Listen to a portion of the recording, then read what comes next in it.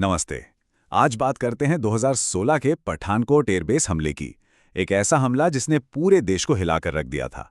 ये कहानी है घुसपैठ की, एक जबरदस्त जवाबी कार्रवाई की और हाँ, बेमिसाल हिम्मत की। तो चलिए इस पूरे ऑपरेशन को परत दर परत समझते हैं। और सबसे बड़ा सवाल यही था कि आखिर 4 आतंकवादी भारत के सबसे सिक्योर एयरबेसों में से एक में घुसे, तो घुसे कैसे? मतलब एक ऐसा एयरबेस जो इतना ज़्यादा स्ट्रेटेजिकली इंपॉर्टेंट है, वहां की सिक्योरिटी को कैसे तोड़ा गया? बस यहीं से पूरी कहानी की शुरुआत होती है। तो किसी भी हमले का पहला कदम होता है घुसपैठ। और पठानकोट में ये कैसे हुआ? खतरे की पहली घंटी कब और कैसे बजी, जिसने हमारे पूरे सिक्योरिटी सिस्टम को आप कह सकते हैं एकदम से जगा दिया? देखिए, चीजें बहुत तेजी से हुईं।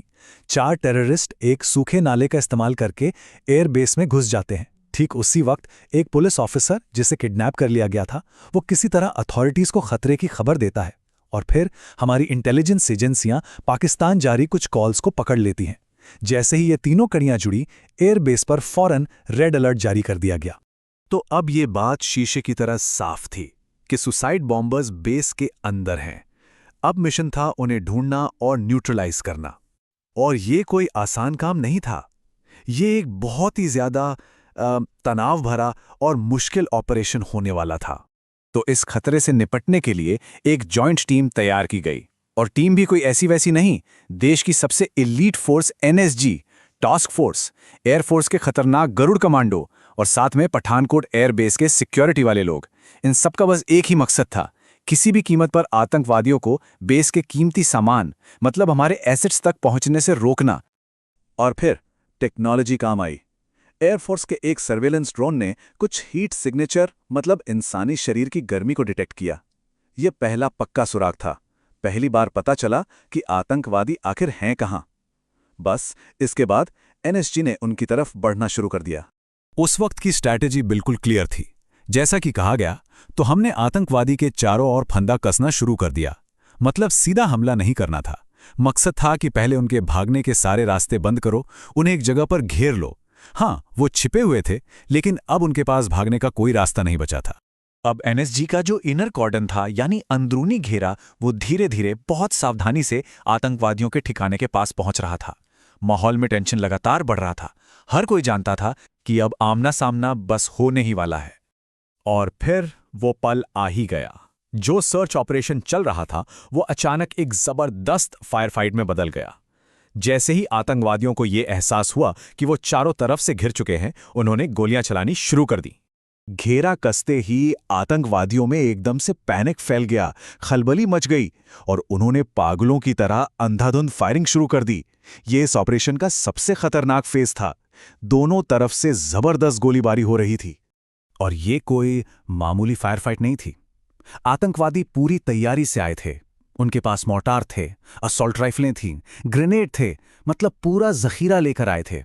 इससे साफ पता चलता है कि उनका इरादा कितना बड़ा नुकसान करने का था। इस जबरदस्त गोलीबारी के बीच एक डेडलॉक सा बन गया था। आतंकवादी अपनी छुपी हुई पोजीशन से लगातार फायरिंग कर रहे थे। तब इंडियन एयरफोर्स ने एक गेम चेंजिंग फैसला लिया। एक अटैक हेलीकॉप्टर को एक्शन में लाया गया और उस हेलीकॉप्टर ने आतंकवादियों की पोजीशन पर अपनी तोप से इतनी जबरदस्त फायरिंग की कि उन्हें अपनी जगह छोड़ने पर मजबूर होना पड़ा। अब जब भागने का कोई रास्ता नहीं बचा, तो आतंकवादियों ने अपने बचे खुचे सारे हथियारों से आखिरी बार फायरिंग की। लेकिन आखिर में पठानकोट एयरबेस पर जब धूल बैठी, तो कहानी साफ थी। चारों सुसाइड अटैकर्स मारे जा चुके थे। फायर फाइट खत्म हो गई थी। उस वक्त तो ऐसा ही लगा कि सबसे बड़ा खतरा टल गया है। लेकिन असल में लड़ाई खत्म होने के बाद भी एक और बहुत ही खतरनाक छिपा हुआ काम बाकी था।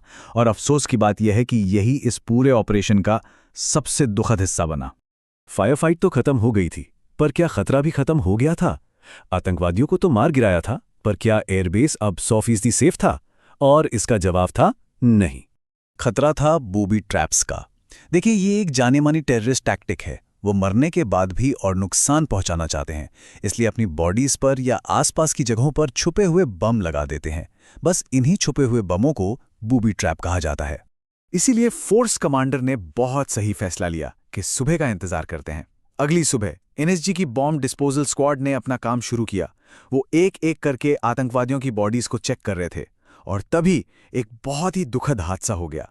एक अनएक्सप्लोडेड ग्रेनेड जो शायद एक आतंकवादी की बॉडी पर ही लगा हुआ था, अचानक फट गया और उस धमाके में बॉम्ब डिस्पोजल टीम को लीड कर रहे लेफ्टिनेंट कर्नल निरंजन शहीद हो गए। उनके एक साथी मेजर त्यागी भी बहुत बुरी तरह घायल हुए। ये इस कामयाब ऑपरेशन की एक बहुत बहुत बड़ी कीमत थी जो हमने चुकाई।